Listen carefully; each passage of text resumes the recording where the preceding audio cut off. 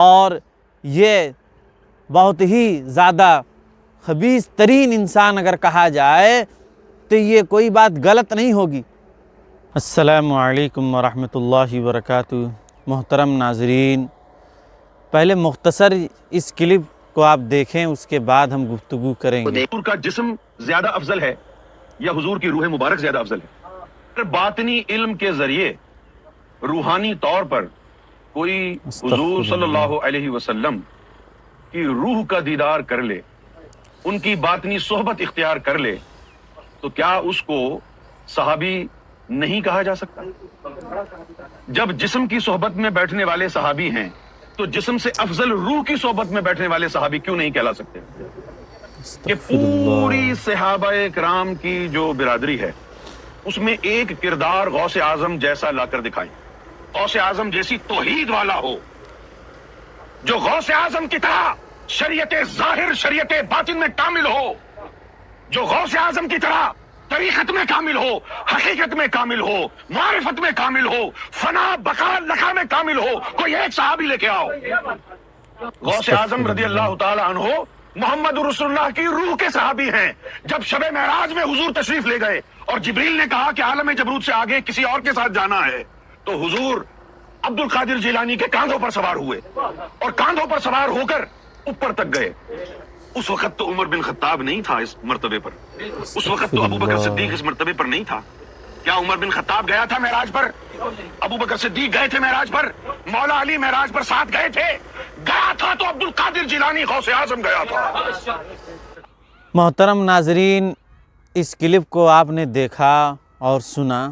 پہلے میں اس شخص کے تعلق سے بتاؤں گا، اور اس سے قبل یہ بھی ہم بتانا مناسب سمجھتے ہیں کہ آج سوشل میڈیا کا دور ہے، ہر شخص کے پاس موبائل ہے، اور جیسے ہی فیس بک کھلتا ہے یا یوٹیوب کھلتا ہے بس فوراً کلپ آنا شروع ہو جاتی ہیں، بیانات آتے ہیں یا طرح طرح کی ویڈیوز گزرتی ہیں۔ لیکن ہمیں ان ویڈیوز کے تعلق سے بات کرنی ہے جو دینی اعتبار سے بیان کرنا چاہتے ہیں، وہ یہ سمجھتے ہیں کہ ہم دینی بیان کر رہے ہیں، اور ہم بیان سنتے ہیں، ہر کسی کا بیان سننے لگتے ہیں اور ہر کسی کے بات پر عمل کرنے لگتے ہیں۔ اس کا انداز بیان آپ دیکھیے، سننے والا یہ سمجھے گا کتنی مضبوط بات کہہ رہا ہے، کتنی ٹھوس بات، کتنے اعتماد کے ساتھ، لیکن سامعین معلوم نہیں ہوگا یہ ہے کون شخص۔ یہ پاکستان میں ایک شخص تھا، ریاض احمد شاہی، جس نے ایک وقت تھا کہ خدائی کا بھی دعویٰ کیا، اور ایک وقت آیا پھر اس نے نبوت کا بھی دعویٰ کیا، اور یہ یونس الگوہر یہ اسی کا صحابی مانتا ہے کہ میں اس کا صحابی ہوں۔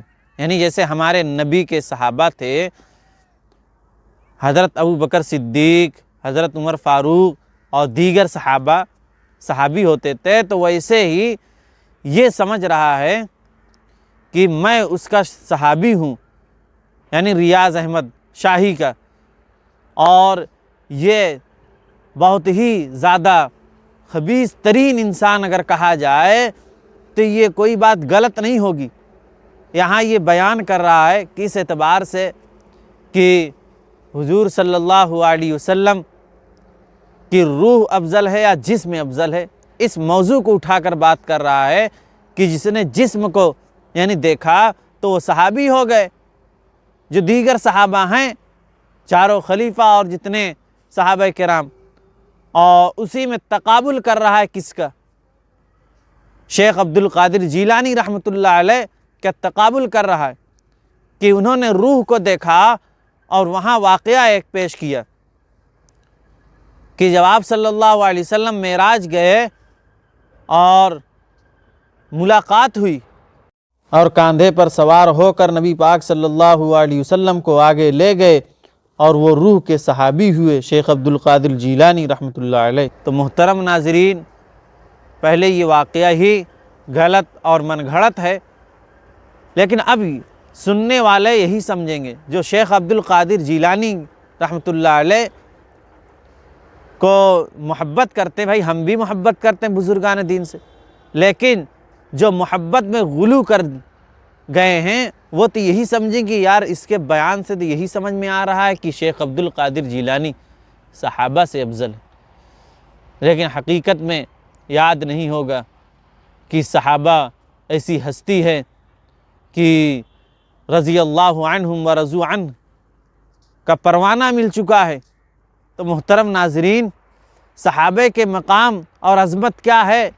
ہمارے نبی، خدا کے بعد مرتبہ ہمارے نبی کا اور ان کے جانشین صحابہ کرام، لیکن تقابل کس کے؟ ایک ولی سے قرار ہیں. دیکھیے شیخ عبد القادر جیلانی رحمۃ اللہ علیہ کا مقام مرتبہ ان کا ایک الگ ہے.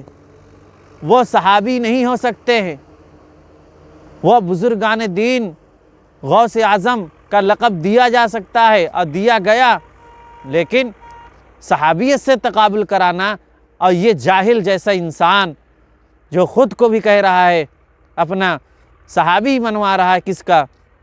ریاض احمد شاہی کا صحابی منوا رہا ہے، اور یہ بات کر رہا ہے، یہ دین کی بات سمجھائے گا.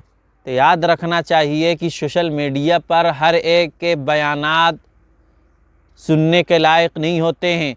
اسی لیے بارہا یہ بات سمجھائی جاتی ہے کہ سوشل میڈیا کا استعمال صحیح طور سے، یہاں ہر ایک اپنے آپ میں مفتی بن رہا ہے، ہر ایک اپنے آپ میں عالم دین بن رہا ہے. کوئی پینٹ شرٹ ٹائی لگائے ہوئے کوئی ڈاکٹر ہے تو وہ بھی اپنے آپ کو عالم تسلیم کر رہا ہے اور دینی مسائل بتا رہا ہے.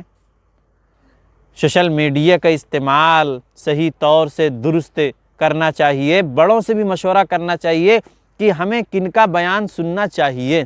اپنے مستند علماء کے بیان سننے چاہیے، نہ کہ جن کے بیان پاؤ سننا شروع کر دو.